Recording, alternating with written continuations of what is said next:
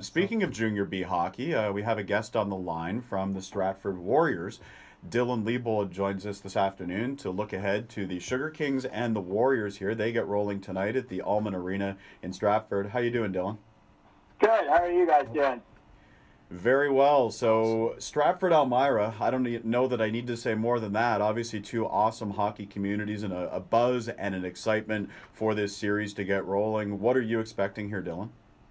I'm just excited to get this going. It's going to be a lot of fun this series whenever our two teams meet. Like you said already, like each barn is so fun to play in. Obviously, ours on a Friday night at the Willie Almond, and then a Sunday night at the Dan Snyder. Both have great atmospheres. I love playing in both rinks. So I'm looking forward to getting started. You guys have both had time off. Obviously, things went well for the Sugar Kings and the Warriors in the first round of the playoffs. Both of you with sweeps. Elmira sweeps the Brampton Bombers. You guys end up sweeping the Brantford 99ers in 4 straight games. Do you worry about rust at all with this team, or have you guys sort of been working hard the last couple of weeks to keep the momentum going from that first round series?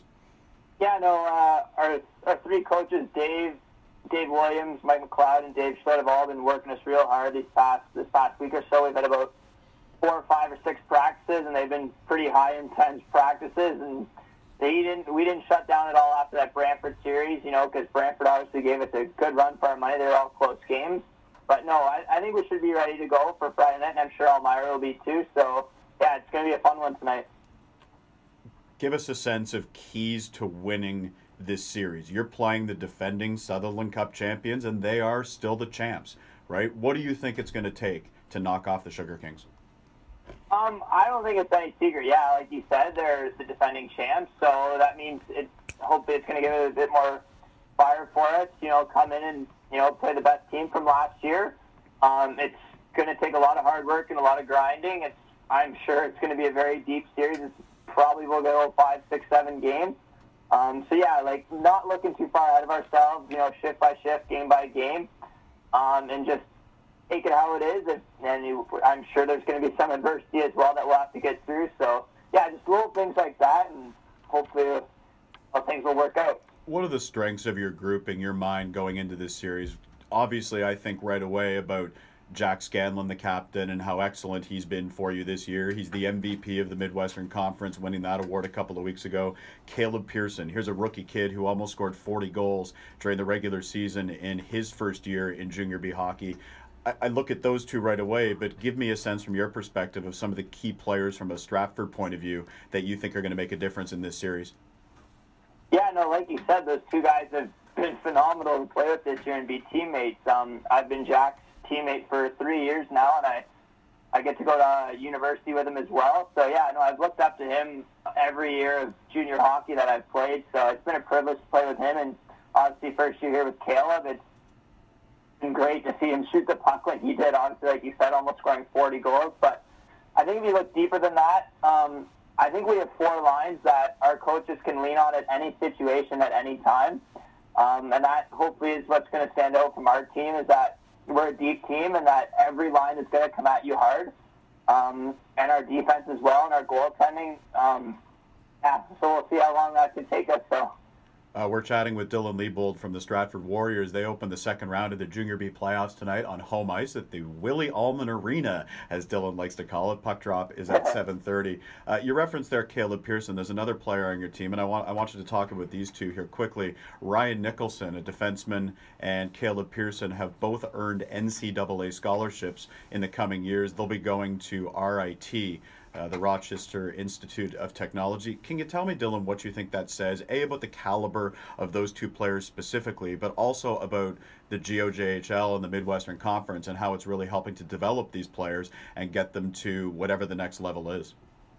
Yeah, no, I think a lot of people look past our league and say, oh, it's called Junior B, we have to go play on a Junior A team to get looked at more. But obviously, like you said, getting looks like Caleb Pearson and Ryan Nicholson did, committing out of Junior B and out of Stratford, that just goes to show how good of a league it is and how many scouts and schools will come and watch our games on a nightly basis, right? So I think that just goes to show that you don't have to go to a team that's so-called Junior A, that you can come to a local Junior B team and you can still get a lot of looks from school scouts or whatever route you would like to go in hockey. describe the passion in these small hockey centers. I expect it's going to be awesome in there tonight in terms of an atmosphere. And like you talk about, this is a great product with outstanding players who are striving to get to the next level, whether that be the NCAA, whether that be the OUA, doesn't really matter what it is. This is a quality league, and these communities are so passionate about these teams, and I just think it's awesome to see. And I think a good example of that will be tonight when you guys hit the ice for Game 1 of a semifinal series against Elmira. Yeah, no, like you said, I love playing in Stratford. Obviously, you've heard me say it a lot of times. It's this local, small community that the fans are so passionate. They come behind you every Friday night, and it would be tough to be in an opposing team when you come over there. I would never want to, because the fans really get behind the opposing team's goalie or players or whatever it is, right? So, yeah, no, we really feed off our crowd on a Friday night, and it's a lot of fun. And even Elmira on Sunday, it's going to be a lot of fun. It's going to be a good atmosphere. And even in Listowel and stuff like that, local small towns, the fans are always behind your team, right? So, it's a lot of fun playing our league, that's for sure.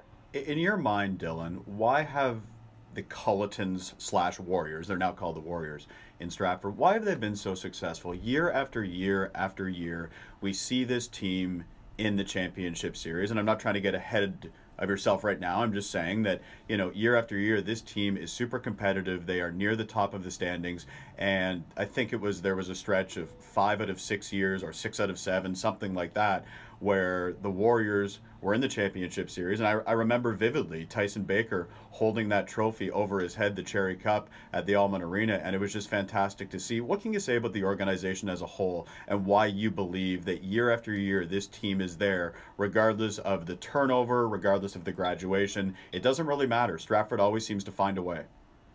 Yeah, no, I think when you say that, I think you got to look deeper into the people behind the scenes, right? A lot of people don't get recognized in our organization, and I'm not going to say names because I'm going to forget a lot of names if I do. So, but yeah, no, it's the people behind the scenes that make the organization. It's the fans that make it your home games on a Friday night.